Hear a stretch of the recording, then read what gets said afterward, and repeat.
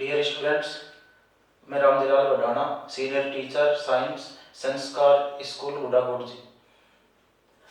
प्यारे विद्यार्थियों, मैं आपको कक्षा 10 साइंस में आज का टॉपिक अपना कार्य, ऊर्जा एवं शक्ति, इसे इंग्लिश में बोले तो वर्क, एनर्जी एंड पावर।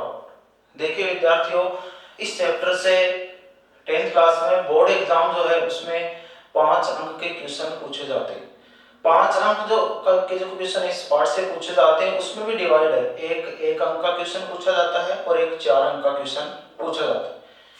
यहाँ देखिए, ये अपना जो चैप्टर है कार्य, ऊर्जा एवं शक्ति, इस चैप्टर में देखिए 3 शब्द है।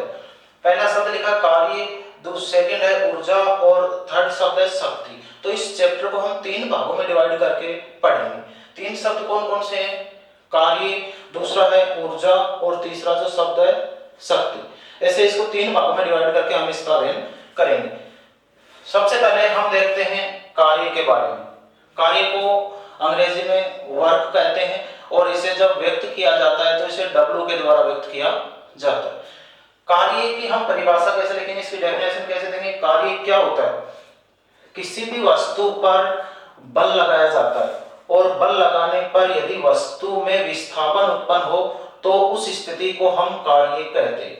अब यहाँ देखिए 2 शब्द है। एक शब्द का किसी वस्तु पर बल लगाने पर वह विस्थापित होती है। बल क्या होता है? किसी वस्तु को खींचना, अपनी ओर उसको खींचा जाए या उसे धक्का लगाया जाए तो उसे हम बल कहते हैं। तो बल की परिभाषा क्या होगी? खींचना या धक्का मारना बल कहलाता है। किसी वस्तु को हम खींचेंगे अपनी ओर या उसे धक्का मारेंगे तो वह अपनी स्थिति से हट जाएगी, वह या आगे पीछे विस्थापित हो जाएगी।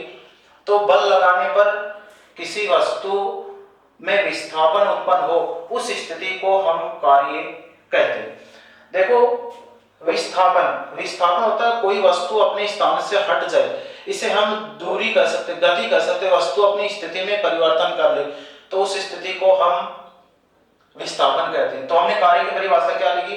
किसी वस्तु पर बल लगाने पर वह विस्थापित होती है, उसमें विस्थापन उत्पन्न होता है, उस स्थिति को हम कार्य कहते हैं। कार्य को W के द्वारा व्यक्त किया जाता है क्योंकि इसे इंग्लिश में वर्क कहते हैं। अब कार्य किसे कहेंगे, इसके लिए हम कुछ उदाहरण देखते हैं। जैसे कोई व्यक्ति है, वह एक दीवार को 20 मिनट तक धक्का लगाता है, खूब कोशिश करता है, थक जाता है, लेकिन जब हम ये सोचे कि इसने कितना कार्य किया तो उस व्यक्ति के द्वारा किया गया कार्य शून्य है। क्योंकि कार्य कब होता? कार्य तब होता जब दीवार है वो अपने स्थान से हट जाती, विस्थापित हो जाती।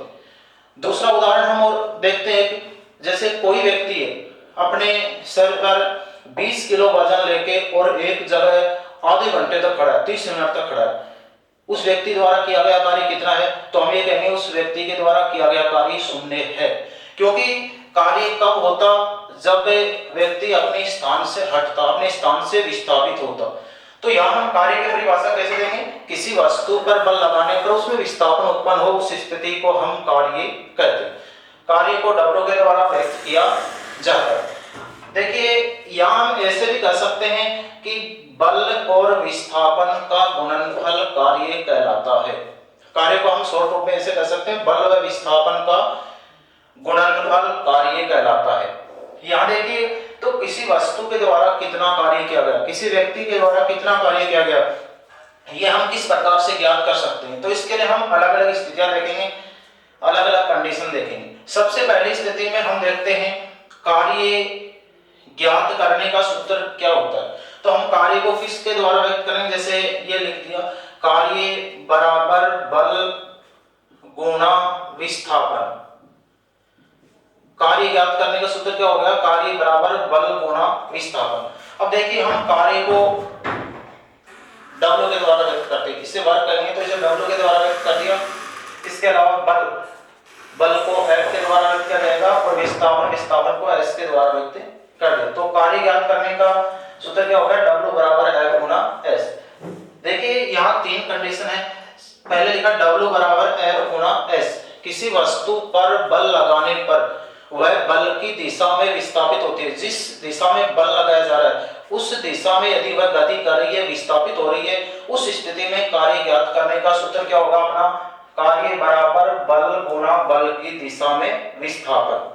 अब देखिए बल को F के द्वारा व्यक्त किया जाता है, विस्थापन को S के द्वारा व्यक्त किया जाएगा, तो कार्य ज्ञात करने का सूत्र क्या होगा अपना, W बराबर F गुणा S।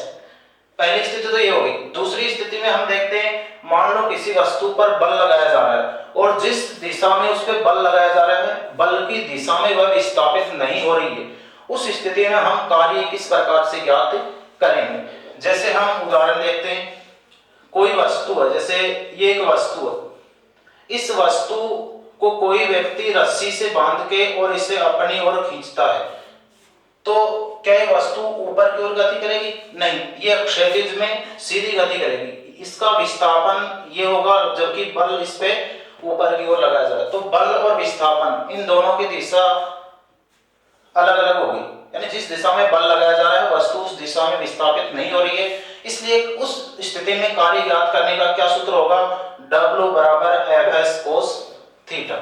यहाँ cos थीटा क्यों लिखा है? क्योंकि बल और विस्थापन के मध्य कोण बन रहा है। तो हमें ये याद रखना है कि जब बल और विस्थापन के मध्य कोण बने, बल और विस्थापन की दिशा अलग अलग हो, उनके मध्य कोण बन रहा हो, उस स्थिति में कार्य ज्ञात करने का सूत्र होगा अपना W बराबर Fs cos थीटा। तीसरी स्थिति पर हम विचार करते हैं, जब किसी वस्तु को पृथ्वी की सतह से ऊपर की ओर उठाया जाता है, तो जब वस्तु को पृथ्वी की सतह से ऊपर की ओर उठाया जाता है, इसका अर्थ यह है कि हम पृथ्वी के गुरुत्वाकर्षण बल के विपरीत कार्य कर रहे हैं, क्योंकि पृथ्वी के अंदर एक ऐसा बल है जिससे वह हर वस्तु को अपनी ओर खींचती है। तो हम किसी वस्तु को पृथ्वी की सतह से ऊपर की ओर उठा रहे हैं, तो हम पृथ्वी के गुरुत्वाकर्षण बल के विपरीत कार्य कर रहे हैं। उस स्थिति में यदि हमें कार्य ज्ञात करना है, वस्तु के द्वारा कितना कार्य किया गया, किसी व्यक्ति के द्वारा कितना कार्य किया गया, उस स्थिति में कार्य ज्ञात करने का अपना सूत्र होगा W बराबर mgh। यहाँ देखिए m किसी वस्तु का द्रव्यमान है, g है गुरुत्वीय त्वरण और h का अर्थ है ऊंचाई। तो पृथ्वी के गुरुत्वाकर्षण बल के विपरीत जब कार्य किया जाए उस स्थिति में कार्य ज्ञात करने का अपना सूत्र होगा W बराबर mgh। यहाँ g गुरुत्वीय त्वरण है, m द्रव्यमान है और h ऊंचाई। तो इस प्रकार से हम निर्धारण करते हैं कि किसी वस्तु द्वारा किया गया कार्य कितना है, किस प्रकार से हम किसी वस्तु के द्वारा किया गया कार्य ज्ञात कर सकते हैं। फिर से देखेंगे, तीन सूत्र हमने बताए, W बराबर F गुणा S, दूसरा सूत्र है W बराबर Fs cos थीटा और तीसरा लिखा है W बराबर mgh। किस स्थिति में कौन सा सूत्र काम आएगा? यदि किसी वस्तु पर बल लगाया जाता है और वस्तु बल की दिशा में विस्थापित होती है, उस स्थिति में किया गया कार्य ज्ञात करेंगे W बराबर F गुणा S। दूसरी स्थिति है जब बल और विस्थापन के मध्य कोण बने, उस स्थिति में कार्य ज्ञात करने का सूत्र होगा W बराबर Fs cos थीटा। और तीसरी स्थिति पर विचार करते हैं, जब किसी वस्तु को पृथ्वी की सतह से ऊपर की ओर उठाया जाता है, पृथ्वी की का जो गुरुत्वाकर्षण बल है उसके विपरीत कार्य किया जाता है, उस स्थिति में कार्य ज्ञात करने का सूत्र होगा W बराबर mgh। ओके, इसके बाद देखिए कार्य का मात्रक क्या होता है। मात्रक का अर्थ किसी वस्तु या कोई भी इकाई है उसकी को हम कैसे व्यक्त करते हैं। जैसे ठोस वस्तु है, उनका मात्रक उनको हम किससे मापते हैं, किलो में मापते हैं। ऐसे ही कार्य का मात्रक क्या होता है, हमने ये कहा है कि बल लगाने पर वस्तु बल की दिशा में विस्थापित होती है, उस स्थिति को हम कार्य कहते हैं। अपने पास सूत्र है W बराबर F गुणा S। W किया गया कार्य है, F बल है और S विस्थापन है। यहाँ इस सूत्र में देखिए हम W बराबर F बल होता है और बल का मात्रक होता है न्यूटन, तो इस F की जगह हम न्यूटन रख देंगे, गुणा S विस्थापन है, विस्थापन दूरी मान सकते हैं, दूरी का मात्रक मीटर होता है, तो यहाँ S विस्थापन की जगह हम m लिख देंगे, तो कार्य का मात्रक क्या होगा, न्यूटन गुणा मीटर होगा। इसको हम ऐसे लिख देंगे W बराबर न्यूटन गुणा मीटर। अब देखिए न्यूटन गुणा मीटर, इसको हम जूल भी कह सकते हैं, तो कार्य का मात्रक क्या होगा, कार्य का मात्रक न्यूटन गुणा मीटर, या फिर ऐसे कह सकते हैं कार्य का मात्रक जूल होता है।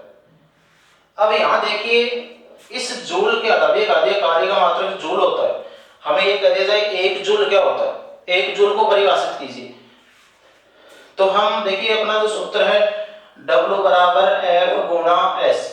इस सूत्र में W बराबर F की जगह में 1 न्यूटन रख दो, गुणा S विस्थापन है, विस्थापन दूरी है, तो S की जगह 1 मीटर रख दिया जाए तो W का मान कितना आएगा, 1 गुणा 1 1, और कार्य का मात्रक होता है जूल, इसको J लिख देंगे।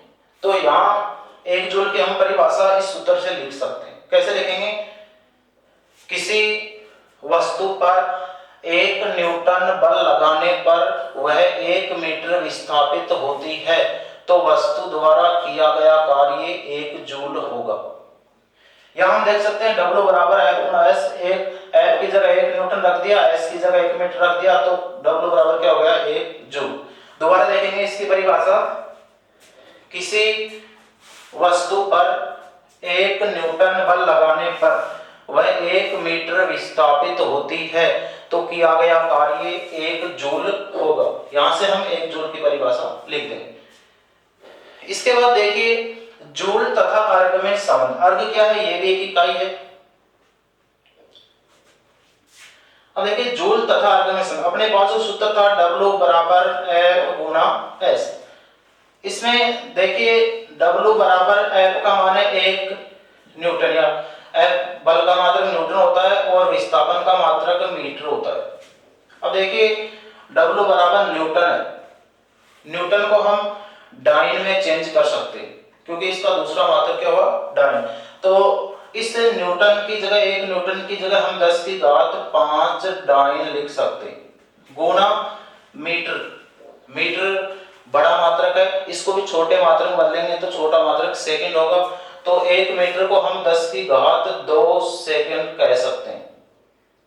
तो इसका मान कितना आएगा, W बराबर 10 की घात 5 और 10 की घात 2 गुणा में घात जुड़ देंगे तो कितना आएगा, 10 की घात 7, और इसको हम लिख देंगे अर्ग।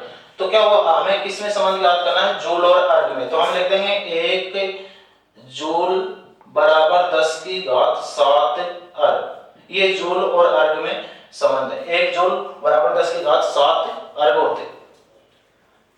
अब देखिए हमने 3 सूत्र बताए कार्य ज्ञात करने के, W बराबर F गुणा S, W बराबर Fs cos थीटा और W बराबर mg h।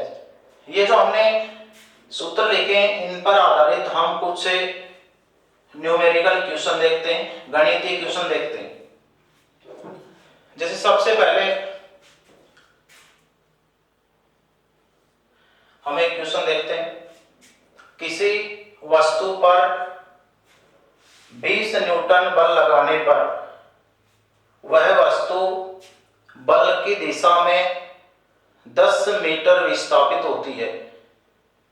हम कोई भी क्वेश्चन ले सकते हैं, जैसे एक दिया, किसी वस्तु पर 20 न्यूटन बल लगाने पर वह 10 मीटर विस्थापित होती है तो वस्तु द्वारा किया गया कार्य ज्ञात कीजिए। हमारे पास ये क्वेश्चन है। अब देखिए हमें क्या दिया गया क्वेश्चन में, सबसे पहले क्वेश्चन में जो बात लिखी है उसको हम नोट करेंगे। जैसे हमें दिया गया है किसी वस्तु पर 20 न्यूटन बल लगाने पर, ये किसका मान है, ये बल का मान है, बल को हम F के द्वारा व्यक्त करते हैं, इसका मान है 20 न्यूटन। फिर हमें कहा है 20 न्यूटन बल लगाने पर वह 10 मीटर विस्थापित होती है।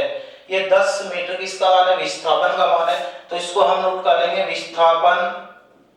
विस्थापन को S के द्वारा व्यक्त करेंगे, ये है 10 मीटर।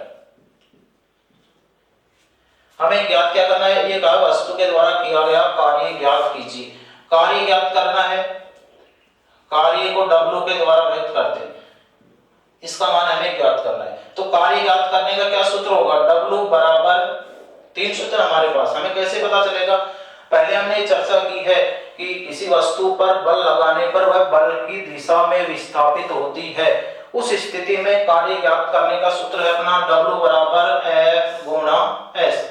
इस सूत्र में मान रखेंगे तो W बराबर F का मान कितना है 20 न्यूटन गुणा विस्थापन कितना है 10 मीटर, तो W बराबर कितना आएगा 200 जूल, क्योंकि कार्य ज्ञात करने का सूत्र क्या होता है जूल होता है। तो इस प्रकार से हम किसी वस्तु द्वारा कितना कार्य किया जाता है उसकी गणना कर सकते हैं। दूसरा एग्जाम्पल और देखते हैं हम एक।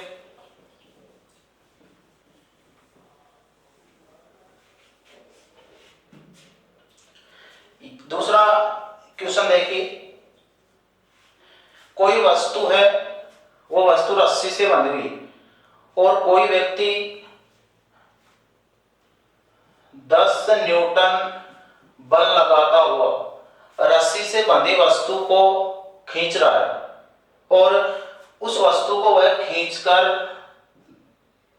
5 मीटर तक ले जाता है। कोई व्यक्ति 10 न्यूटन बल लगाता हुआ रस्सी से बंधी वस्तु को खींचकर 5 मीटर दूरी तक ले जाता है। यदि रस्सी क्षैतिज